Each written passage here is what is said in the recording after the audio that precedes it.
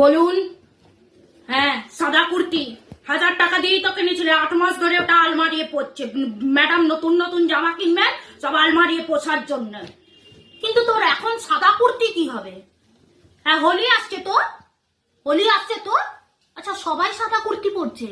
আপনি কোথাকার দীপিকা পাডুকোন ম্যাডাম? কোথাকার দীপিকা পাডুকোন? আপনাকে সাদা কুর্তি পরে হোলি খেলতে যেতে হবে?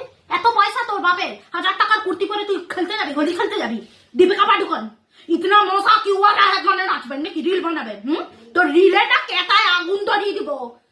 মেকআপ করে ম্যাডাম সাদা কুর্তি পরে হোলি খেলতে যাবেন। আগের বছরের হোলির গেঞ্জিটা এখনো ধোয়া আছে, নতুবা সে গেঞ্জিটা ইঁদুর কেটে দিয়েছিল 4টা ফুটা পিঠের ধারে, ওই গেঞ্জিটা পরে খেলবি। সাদা কুর্তি 1000 টাকার কুর্তি পরে উনি হোলি খেলতে যাবেন। বাবুর এত পয়সা, মানে মেরে ঠ্যাং মেঘা দিবে সাদা কুর্তি পরলে।